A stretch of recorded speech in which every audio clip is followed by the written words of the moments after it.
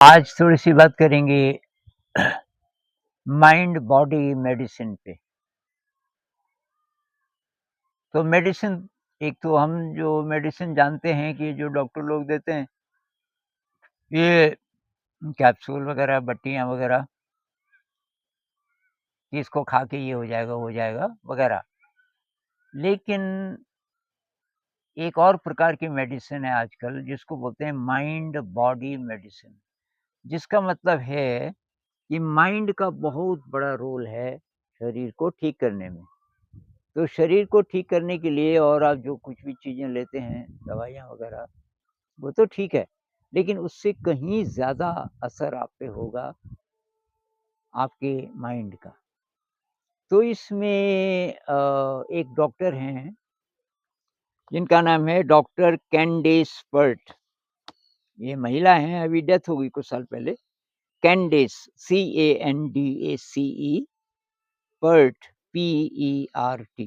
Doctor Candace Pert ने ये जो माइंड बॉडी मेडिसिन है, मतलब कि मन का कितना बड़ा रोल होता है हमारे शरीर की हेल्थ में, इस पर बहुत ज़्यादा काम किया है। तो उनकी 2 किताबें अगर आपको मिलें, आपको दिलचस्पी हो तो ये पढ़ लीजिए। मॉलिक्यूल्स ऑफ इमोशन, बहुत प्रसिद्ध किताब, मॉलिक्यूल्स ऑफ इमोशन। और इनकी दूसरी किताब है secrets of success, secrets of success. और इन दोनों किताबों में ये माइंड का कितना बड़ा रोल है, माइंड कह लो, मन कह लो, इसका कितना बड़ा रोल है हमारी ज़िंदगी में, हमारे स्वास्थ्य से लेकर के हम किन चीज़ों को करने के लिए प्रेरित होते हैं, हमारे अंदर आत्मविश्वास कितना आता है इत्यादि। तो ये कहती है कि एक टर्म यूज़ करती है बॉडी माइंड। बॉडी और माइंड 2 नहीं, एक ही शब्द, बॉडी माइंड। तो वो कहती है कि बॉडी माइंड एक प्रकार का फ़ील्ड है। जैसे इलेक्ट्रोमैग्नेटिक फ़ील्ड होता है, ऐसे ही कोई फ़ील्ड है, हर कोशिका का भी फ़ील्ड है और कुल मिलाकर हमारे पूरे शरीर का एक फ़ील्ड है। जैसे हम कहते हैं ना कि कोई, इमेजिन कीजिए कोई हायर सेल्फ है, कोई एनर्जी बॉडी है हमारे चारों तरफ, तो कुछ-कुछ उसी प्रकार की ये बात करती है। ये फ़ील्ड है और इस फ़ील्ड पर इमोशन का बहुत ज़्यादा असर पड़ता है और इमोशन इस फ़ील्ड को बदलता है और ये फ़ील्ड हमारे शरीर को, हमारी एक-एक कोशिका को बदल देता है। तो वो कहती है कि पॉज़िटिव इमोशन, अच्छा इमोशन, उसको लाने के लिए वो तब आएगा जब एंडोर्फिन, एक चीज़ है एंडोर्फिन, जो कि हमारे ब्रेन में बनते हैं, वो बने जब।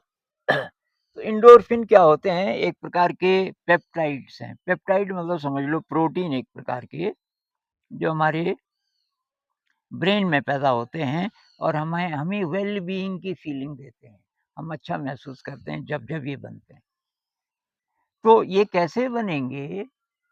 तो एक तो पता कीजिए पॉज़िटिव इमोशन आपका कैसे-कैसे, किन-किन चीज़ों से बनता है। जैसे क्रिएटिविटी से बन सकता है और जो-जो चीज़ें अच्छी लगती हैं ज़िंदगी में, जो-जो एक्टिविटीज़। एक ये कहते हैं फ़ेथ, विश्वास किसी बड़ी शक्ति पे। आपने प्लेसिबो इफ़ेक्ट सुना होगा।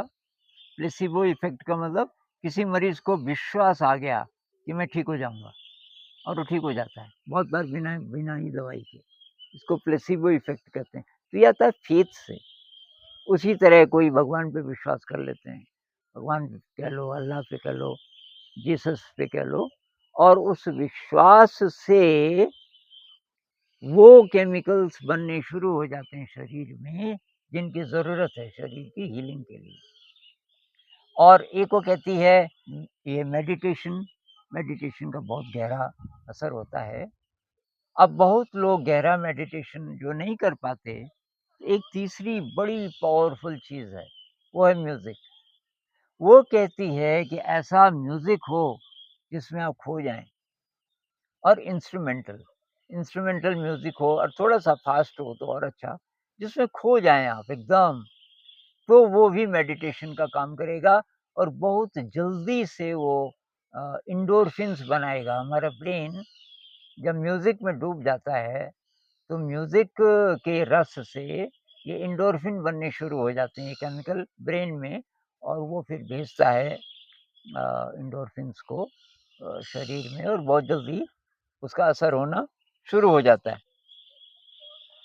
तो वो कहती है कि जब हम संगीत सुनते हैं, तो केवल दिमाग से नहीं सुनते, पूरे शरीर से।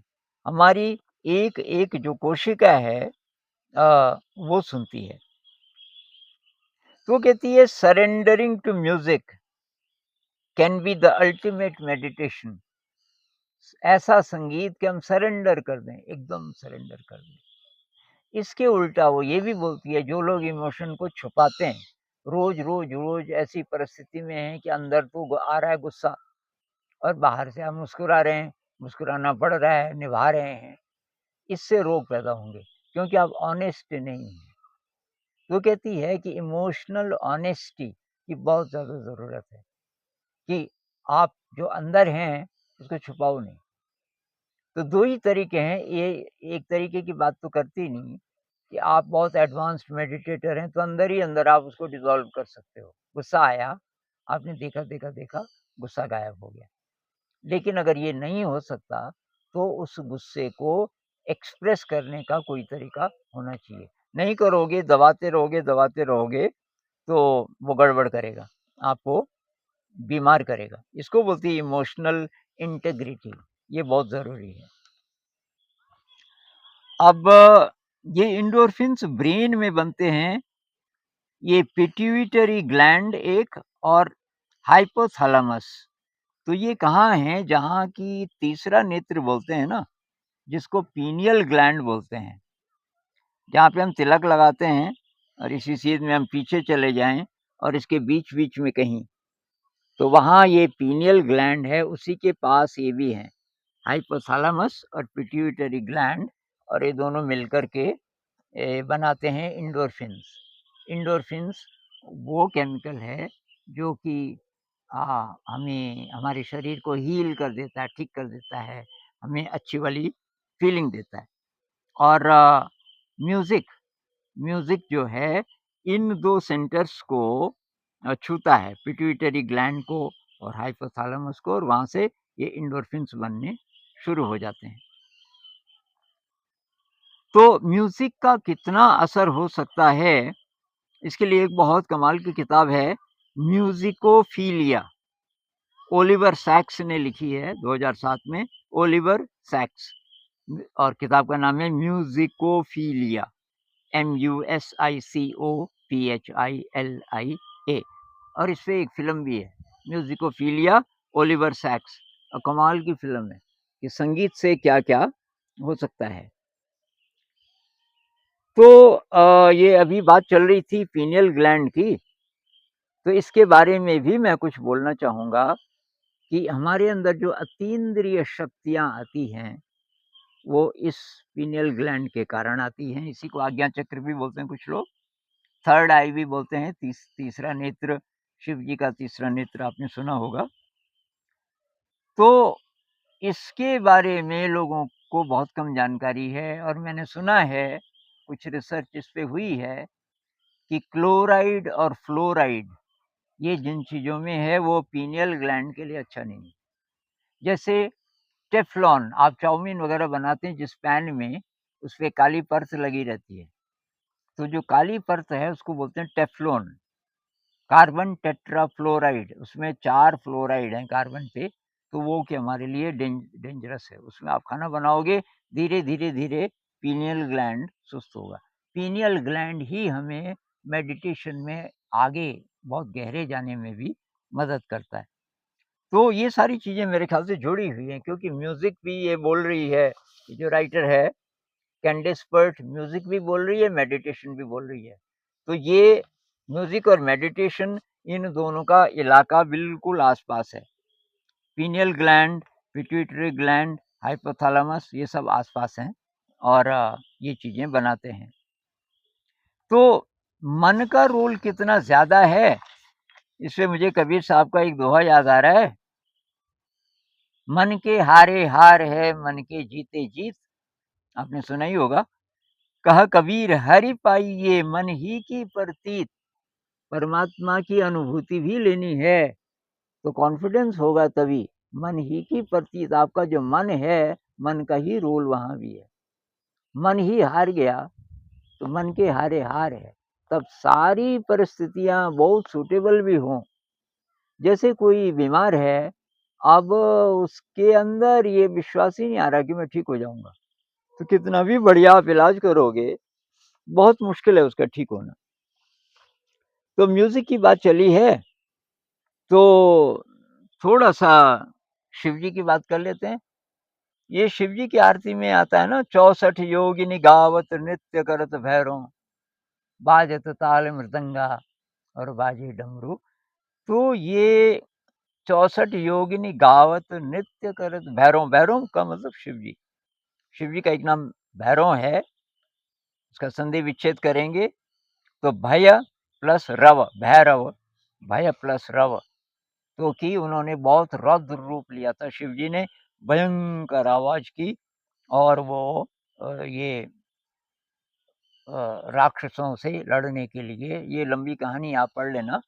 लेकिन ये जो है विज्ञान भैरव तंत्र, जिसमें 112 विधियां हैं ध्यान की, और शिव जी की ही जब बात चलती है तो संगीत की बात बहुत चलती है, डांस की भी बात चलती है। पर ये जो है कि भई वो डमरू बजाते थे शिव जी, और 64 योगिनी गावत नृत्य करत भैरों।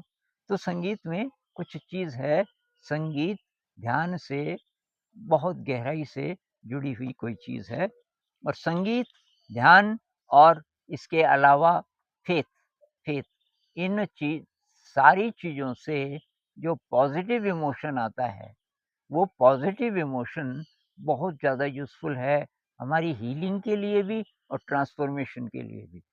ये जो आध्यात्म की यात्रा है, इसमें 2 चरण हैं। पहला है हीलिंग, हमारा शरीर पहले हील होगा। अब कई लोग बोलेंगे मैं तो ठीक-ठाक हूँ, हेल्दी हूँ। भई आप बार-बार से हेल्दी हो। आपकी जो अंदर की जो चीज़ें हैं, नर्वस सिस्टम है, कितना स्ट्रॉन्ग है। कोई हाई वोल्टेज का एक्सपीरियंस हो जाए, हो सकता है आप पचा ही ना पाएँ। तो उसकी हीलिंग होगी पहले, नर्वस सिस्टम और जितने भी सिस्टम हैं। जब हीलिंग काफ़ी हो जाएगी, तब ये दूसरी स्टेज आएगी, ट्रांसफ़ॉर्मेशन।